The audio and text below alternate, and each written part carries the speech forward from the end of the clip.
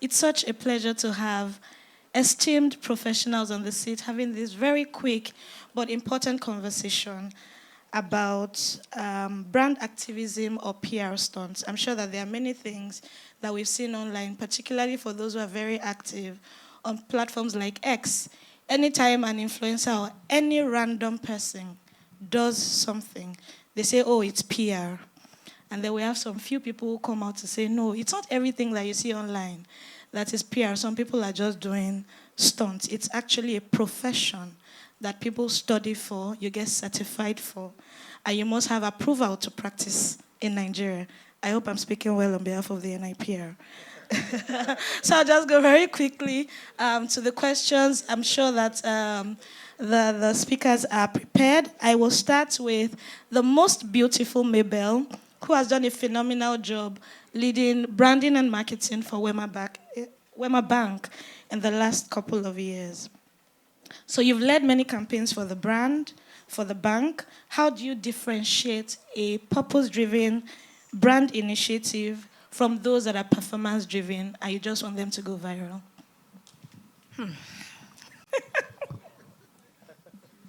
Okay, so you're asking about purpose-driven and Performance. performance, Focused. and you mentioned something on viral, and I will start from that. These days we hear a lot of virality, virality, virality.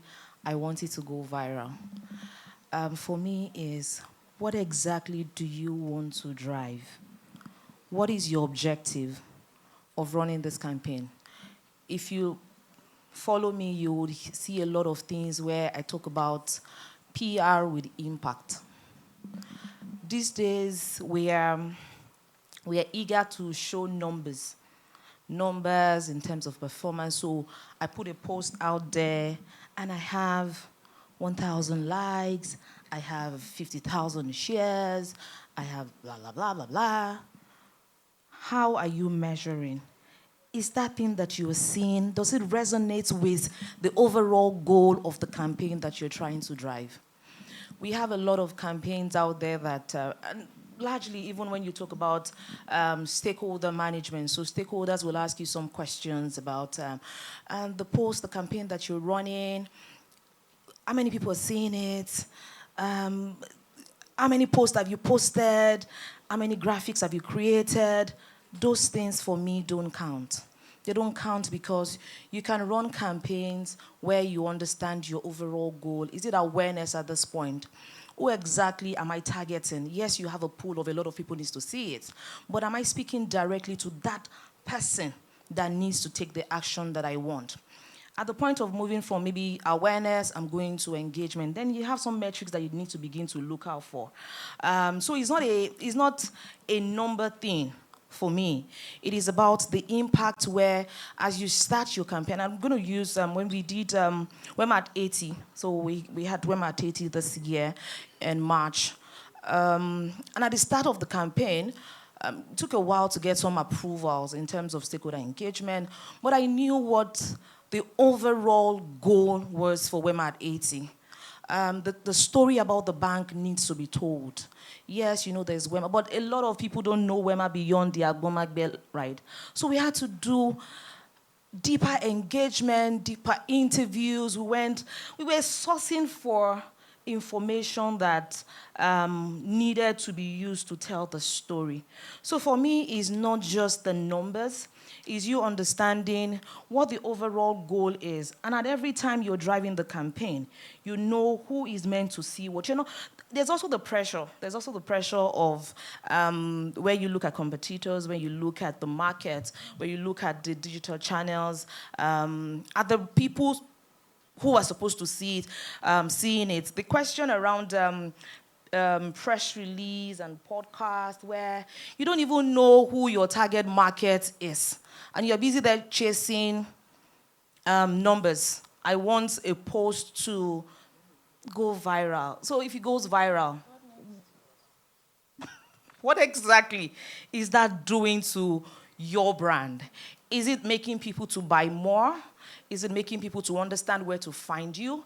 Is it making people to ask the right questions? Is it making people to connect? So there's a lot beyond the virality. Virality. What exactly are you getting out of that virality? There's something we call consistency. That virality that you have today, where does it tie to your goal? Does it take you to the next campaign that you're launching? Does it connect? So all of those things put together for me goes beyond just virality. Fantastic. Thank you so much, Mabel. As we talk about PR, one of the things I have a personal pet peeve for is the use of the language campaigns in PR. I think that PR is very long-term, very strategic, and so it should be more about programs as opposed to campaigns that our cousins in marketing and advertising may typically use.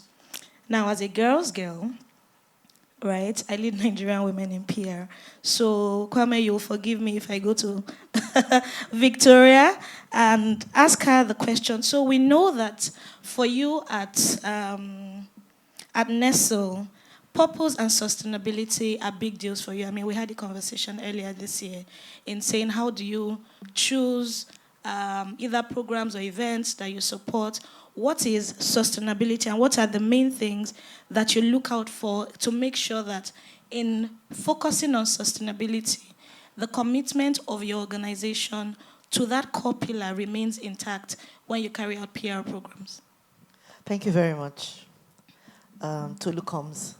That's my name. Women in PR, right? Yes. And I want to thank GLG for this opportunity to be here and to talk about PR stunts or PR for impact.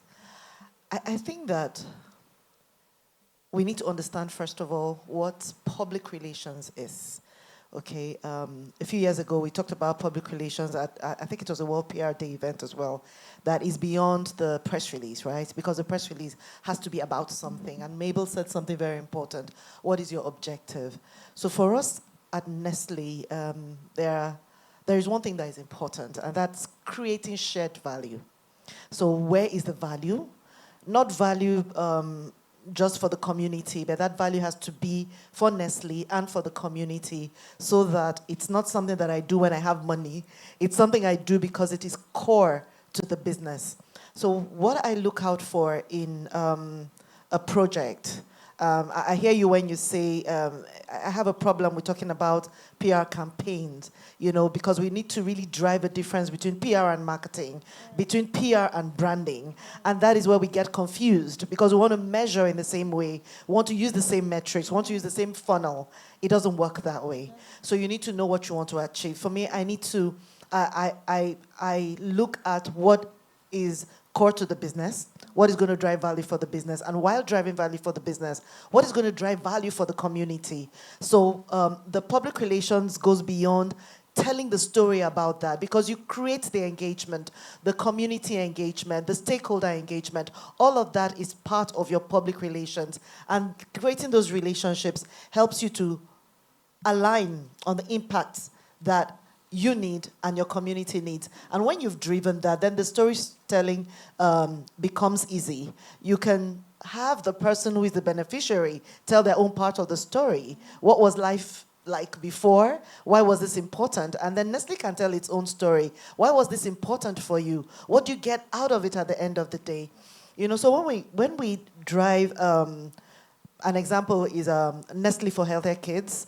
It's a nutrition education program targeted at primary school children, specifically children in primary 5, because we want them to understand what we're talking about. And as they leave school, we want them to go with those habits. What are we doing? We're teaching them the benefits of healthy nutrition, healthy hydration, hygiene, right? And then an active lifestyle. So what are we doing? If you raise a generation that is healthier, that is stronger, that is more productive, then you have a future for Nestlé as well. So for me, I always look at the synergy. And when somebody comes to me with a project, I'm looking at where that aligns with my business, where that aligns with my community, and where that aligns with my long-term purpose. So these are the things that are very important when I look at a sustainable project that I want to work on. Fantastic. And I like how that program that you've initiated is catching them young, right? So if you know about Nestlé from primary 5, for example, by the time you become a parent, you actually will carry that brand with you throughout life. I was listening to Ruth when she was speaking earlier about how there's some stories or some angles that is common to us all, regardless of your race and where you are. One of them is love. I don't know if people are active on X here. You know, we have some ancestors, like we say in NIPR, amongst us. So, I mean, yesterday till today, for example, who has seen the viral story of the CEO who is in that love triangle, right? And has created a very beautiful crisis for his team, right? Caught right there on the world stage, global stage, we're playing love, like we say in Nigeria. And that brings me to the question for Kwame. So you straddle an interesting divide between francophone markets and anglophone markets. So in terms of attitudes towards brand activism and purpose-driven PR programs, what do you see are the differences in this region? And how can brands consider that in their messaging? I would like to thank GLG for having us, and Edelman is really proud to be associated to this initiative. You're right, there is this divide that was not created by us. I drove from Cotonou to here, and the Yoruba are right across the border. So it's first a colonial thing, but it has been done for such a long time that we can now see the difference. Brands in Anglophone Africa are really active, and they take culture as a key point to implement their PR program. But in Francophone, whenever it's societal issues, it's a matter of government, and you have to tread carefully when you go into that space to not be burnt. So we always observe that when Anglophone brands are the one operating in Francophone, they are bold, they are more audacious than the local brands that would see many of the things like that Nestlé, for instance, she was giving as an example, as part of the government agenda and perimeter, and wouldn't want to overstep. Now, having said that, the world is now increasingly being global, and people are being inspired. So when you have multinational like MTN, of my friend Dr. Olakin, working across different regions, they try to be consistent for their brand, and they are forced to implement the same project. It also forced the regulatory space or the government to adapt. So we've seen the progress. Originally, purpose is really Anglophone, and Francophone organization would rather, let's say, bring some financial support to the state than doing themselves. But increasingly, the brands are changing and embracing the power of the British empire. Thank you. Fantastic. Thank you so much. And you're right, for those who have experienced just the culture in Francophone countries in Africa. I mean, if you're a Lagos person, you wonder, why are you people slow like this? It's like they're just dragging. And if you are doing too much, you should then be like, Madam, calm down. Take in fact, tea. The word for Nigerian in Francophone is aggressive. Well, I mean, if it delivers results, we claim it with our chest. Okay, so because of time, I'm just going to ask one question of our speakers, and then we move to the rapid fire because of time.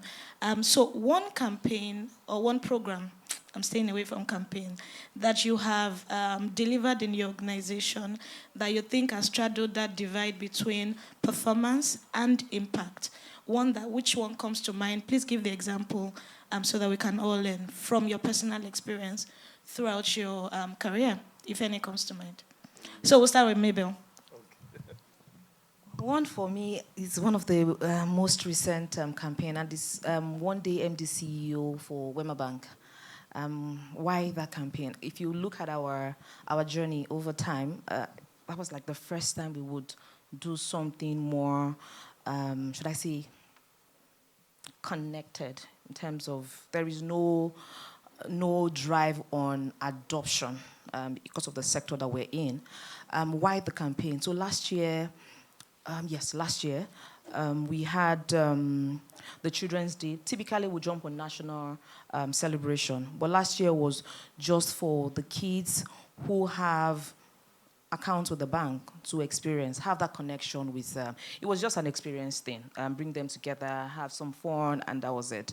And this year, celebrating Wema at 80, the theme with 80 years of impact, a future filled with possibilities. And we know that for everything that we will do, we would probably not connect directly with the kids, with the children. And so after the anniversary was, how do we give that connection and lasting impact in that generation? And then we came up with the One Day MDC. It was purely to connect and drive impact. It was for teenagers, children to come up with their ambition. If you want to be a banker, what are the areas that you want? And then we had beautiful entries. A particular guy put in, and then he did some, a video on the MD CEO. His video was amazing. It was easy to select.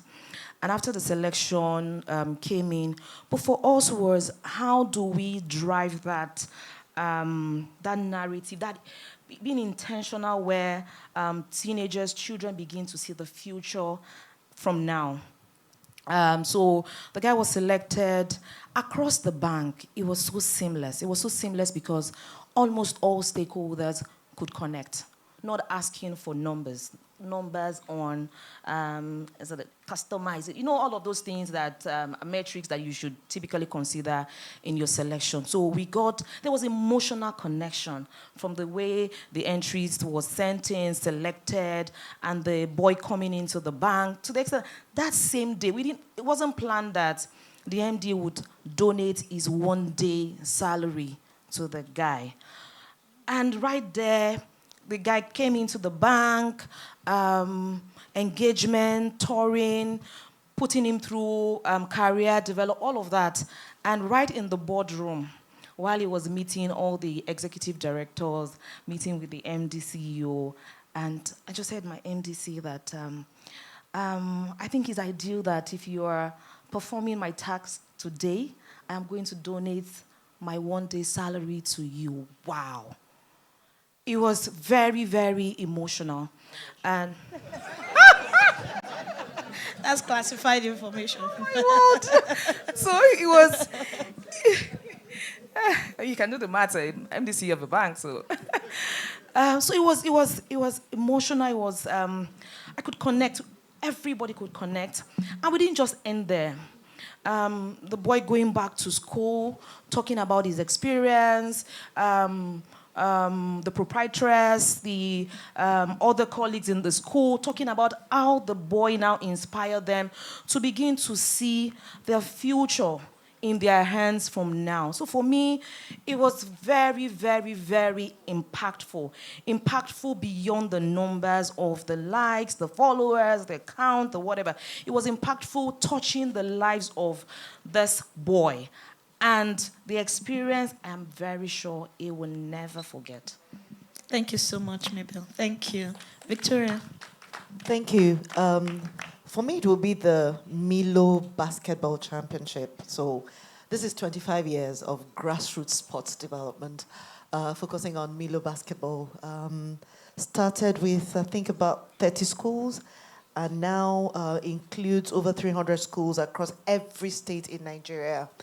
And beyond the fact that it was 25 years, there was the inclusion of children living with some physical challenges, right, who were brought into the sports, and they played in their wheelchairs, wherever they were, and they took part in the coaching and all of that.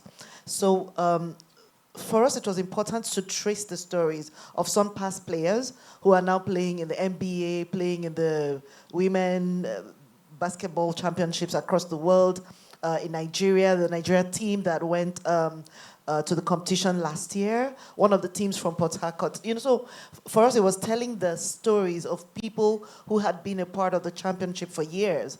Another part of the campaign that was a proof point was, we had schools from Bielsa.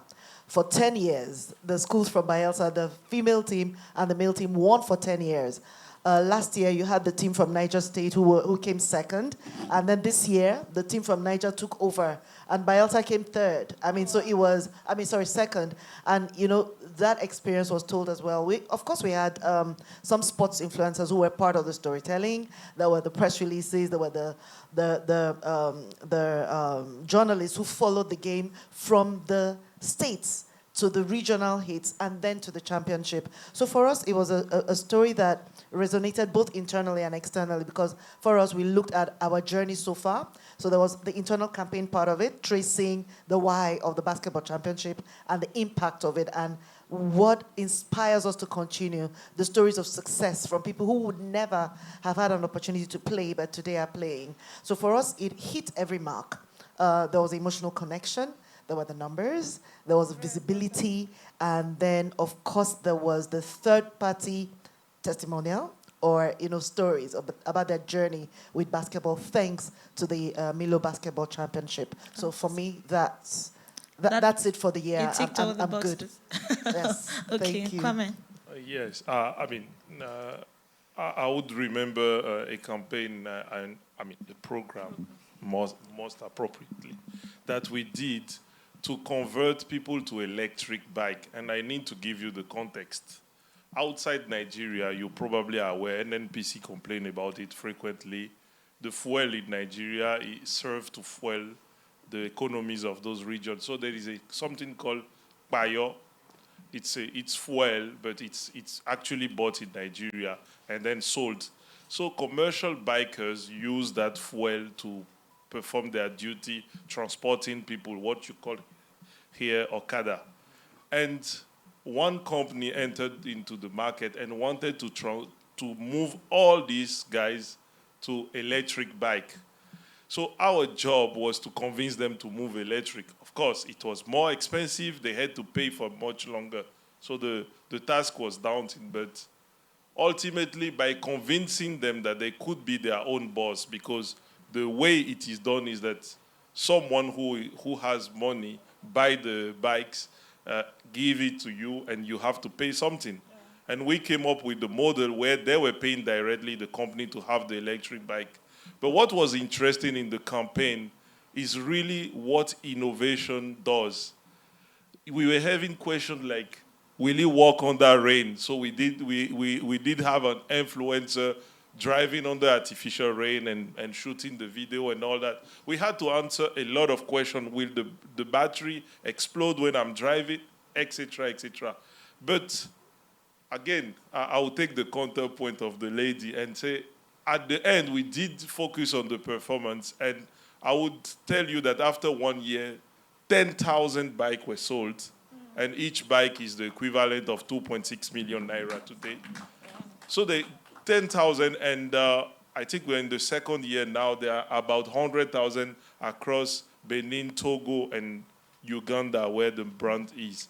So it is really that moving people who are using fuel to electric bike, making it their own business. It was really interesting to see the impact because they could make more money for them, electricity being definitely cheaper than fuel. And they could also experience this technology firsthand. Fantastic. So that takes the box for numbers and impact. And just to mention, because he's talking about fuel now, can we see where the 70 million per barrel usage in Nigeria came from? Did you see that news this week about how we only used 30 million? And now we are getting confirmation of where that 40 million was going. But I'll leave it to your imagination to think about. Very quickly, because, we are all senior PR professionals here, and Kwame represents the Edelman. He's the regional advisor for Edelman. It's very important for us to situate the work that we do as PR professionals within the C-suite and as advisors to leaders within organizations and even outside. So I would like very quickly in 30 seconds, do you think as PR professionals, we have evolved the profession along what the NIPR president said in a short address earlier about how PR has evolved over the years into now a leadership profession. But in practice, from your experience, do you think that PR now has a seat at the table using your own experience and your access to leaders within your organization? 30 seconds or less, very quickly. I'll start with Mabel. Absolutely, yes, we have. And I'm going to use myself as an example. These days, you see that in the organization, before you do 1, 2, 3 steps, right? The first thing they're asking you is, have you called Mabel? Have you done this? So people now see the value beyond when everything has been settled, and then they just see you as somebody helping to push the message out there. If the message is not right, I'm not going to push Jack for you. If I don't even understand, if I'm not in the room when the conversation is happening, if I don't trust me, I will send you. When I send you back 1, 2, the next time you call, have you called Mabel into, because when she comes now, she's going to be asking us 1,000 questions. So it's important that you put me in the room when those deliberations are happening so that I can give you the power of what I have to offer. Fantastic. I love it. Victoria? So I'll say yes as well. PR has evolved. And in my own experience, PR is a co-pilot, right? So from the ideation, PR is in the room, is at the table. We're making the decision together. We're discussing what's the impact, what is going to happen, and how is it going to go. So yes, we've come a long way. Fantastic. I love it. So now we are not errand people again. We're actually there when decisions are being made. Kwame? No, I mean, it's definitely yes, and I think it is what we should strive for as a profession. We should continue to be a trusted advisor to all our principals. And today, the geopolitical context, a whole lot of moving parts from digital to activism to, we had the trust barometer for Nigeria. Mm-hmm. And you would imagine that half of the population think that hostile activism is a way to get hurt. So now leaders understand that they need the PR people for the insight. But I want to put a point here. It is only when we are equipped to advise that we will be taken seriously. It is not just by being the writer or the press release man or woman that we will get there. It is when we are equipped with data, with insight, working closely with the PhDs to know what they study and what they learn about our cultural insight. Cultural insight, not just watching trends on social media to define a country like Nigeria of 200 million plus people. Thank you. Thank you so much. I mean, time's up, but for the rapid fire questions, very quickly, I want to put you guys on the spot. Best campaign you've seen recently? Just mention it. Don't give us the why. Best campaign you've seen recently? Well, program. Wema at 80. Victoria, best campaign you've seen recently? I'll have to go with her. That is Wema at 80. But Honestly. really, I like the Africanity. I think it's ABS Bank. I see. The Africanity. Okay. Yes. Yes. Kwame? My friends are empty and go mad. Okay, one habit every brand should adopt to build trust. Be consistent. Be consistent, Victoria? I'll say consistency. Consistency. Yes. Kwame? I would say invest in a transparency center where you provide information to your audiences about what you are doing transparently. Interesting. Okay, so sustainability or inclusivity, which is harder for brands to get? I think is inclusivity, and that's because consumers are changing. There's a lot happening out there. So for me, it's inclusivity. Victoria? Yeah, for me too, it's inclusivity. Yes, sustainability can seem to be complicated, but you can define it. Inclusivity is constantly evolving. And what is inclusivity? It's not just about gender, it's not just about religion, it's not just about all that. And it's not just about sitting at the table or inviting everybody to the party. You invite them to the party, you have to invite them to dance on the dance floor. So inclusivity, that is a challenge that most companies have to deal with. Fantastic. Kwame? I mean, the SDGs exist to provide a framework for sustainability, and I don't think inclusivity is possible. You can only strive for it. Okay. Interesting. Okay, so finally, one book, podcast, or thought leader every comms professional should follow. So because I ask a lot of questions, right? For me, it would be by Simon Sinek. Yeah. Yes, start with the why. Okay. So I think ask she all read the my questions. playbook. So you're aligned on the answers. Honestly, Sincerely. it has to be start with why. Yeah. Why? Because as a comms person, as a person, you must start with your why. Yeah. Define the success and then work towards it. It has to be Fantastic. that book, yes. Kwame. So, I mean, I'll look at home. Edelman Trust Barometer. There is no comms person who should be practicing without reading the barometer. And it's fantastic because we produce one about Nigeria every year. We've been studying trust for 25 years. And you can read and find out what is true about Nigeria. For instance, the Nigerian fear that the leaders could lie. 70% of the Nigerian. So ask yourself if you lie. Okay, so for me, as I close, one habit every brand should adopt is stakeholder communication. Quick case study of the Okra incident that happened online. CEO exit without stakeholder communication was terrible optics for the brand. I generally don't read books. I read LinkedIn articles and Twitter threads. For podcasts, I said what I said. Sue me. Ladies and gentlemen, thank you so much for your time.